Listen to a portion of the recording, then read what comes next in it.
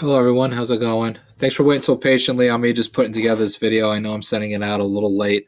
Hope you can understand with the holidays and whatnot. Hope your Christmas went well and everything like that. Hope the week off from school is going nice. Just recapping here and sending out a video for week four, our final week for our hitting group sessions. This one's titled as Big Moves versus Small Moves. So for this lesson in particular, there were a whole bunch of examples that I could provide. So I needed to tell myself to just keep just keep the number low for the number of examples that I could show for you. And I think what I have here can show the point. For what's titled here under big moves versus small moves, I'm actually just going to go right towards the second page here. That just notices where that allows you to kind of record and document your observations. And what's noted here on the table is under big moves, medium moves, and small moves, really observe what kind of results that you're creating and how you can create those results and what today's lesson is about.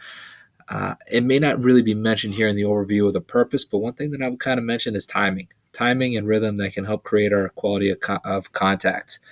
As what's mentioned here in the middle, bigger moves tend to be harder to control and therefore tend to reduce consistency in the quality of contact. Maybe. Individual hitters must find balance between these two concepts to truly become the best version of themselves. And I think what I want to show you are just examples of a few players that underwent their own process to find this balance of big moves and small moves and how that can work for you. So to break it down a little more simple of an example, if there is a hitter that does not show a lot of big movements or large movements, for example, like a leg kick or a bat tip. Anything that would be the opposite of that, such as like foot down or not a lot of action with the hands or the elbow and the bat, that can be considered as small moves. And sometimes breaking out those big moves can help them develop timing, for example, or to develop a stronger position getting the barrel on depth if that's what's needed. The same could be said for those that have really big moves, but their swing becomes really fragile, and their ability to make contact, like what's mentioned in the overview here, is just compromised as part of that. When you are in your activity for T-works, I'm just going to emphasize this part right here. Heck, I'll even highlight it. At low levels of intensity, use bigger moves to understand the proper sequence. When you're taking this type of process, allowing to, at a low level, um, expand out and try out these type of moves is something that you could use to your advantage just to help you observe and type of quality of contact that you could be creating. I think this could be best explained in a couple of examples that I have here. So the first person that I'm going to show you is a current college baseball player, and I know them personally, and they were nice enough to send me a couple of their videos. And these big moves versus small moves type of concept and how the balance can show itself can be all sorts of different ways. And one thing to recognize is time, and time is what's needed in evolution. From left to right, this is about a 6 month difference. In all honesty, from off season to then in season, so really not that much time in comparison to some other paths for people that have made swing changes, if you will. But a couple changes kind of occurred here, where on the left, very noticeable on the leg kick and the bat tip, still kind of occurring on the right, but it shows itself in different sequences. It shows itself in different moves. Same player from freshman year of college to junior year of college. Pretty noticeable difference. And for this player, an example, these were just the moves that they needed to make in order to compete and stay alive in the college baseball competition.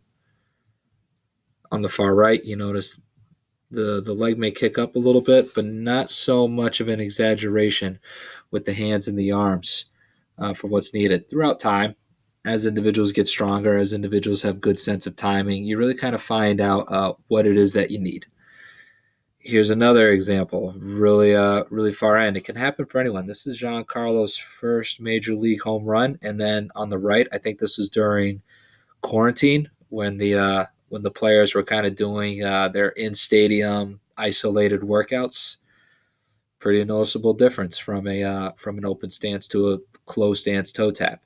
And there are plenty of other different evolutions and stages that this player has kind of gone through. And this is just a little bit of a beginning and end example. I actually have one more example that I want to show you. It's here on YouTube. This guy right here is a pretty good example as well. Sorry, I feel like I'm in the way. I'm actually just going to leave it like right here because I think the screen will be big enough. So here's a guy named Chris Colabello from a little while back. This may categorize a little more as under the example of small moves, but it's all relative. It's all in comparison. And this was a few years later. And I just picked this up off of YouTube, and it may be a little noticeable, just in regards where for this player, kind of went from a smaller moves to a bigger move to help them kind of discover and recognize the quality of contact that they can create. So with these few examples that I limited myself to show you, two being those who had big moves and then got a little smaller, and maybe this one who started small to then get a little bigger. It's nothing within the lines of me recommending of what you should do, because what these players did was their own thing and recognized their own process.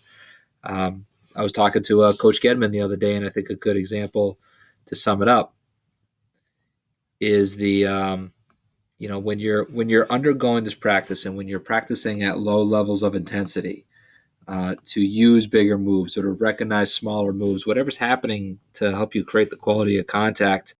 I use the term getting weird, but then Rich kind of followed up with a really good response to it, where it's not really getting weird, it's just figuring things out. And from recognizing this range that you can discover for big moves and small moves, it could be your own process that you can undergo just to figure things out and what exactly works for you, what helps you get on time, what helps you get depth within your barrel, what helps put you in the best position to hit the ball as well as you possibly can. Because after all, that's what it's all about. So that's all that I have for this right here. This is week 4, so it's going to be our final session till phase 3 sends out. I'll be following up with some messages to fill you all in on the details for that. Registration is open, so you can register. Go ahead and check the Evo website for that. If you guys have any other questions, you can reach out to me. Thanks. Have a good one.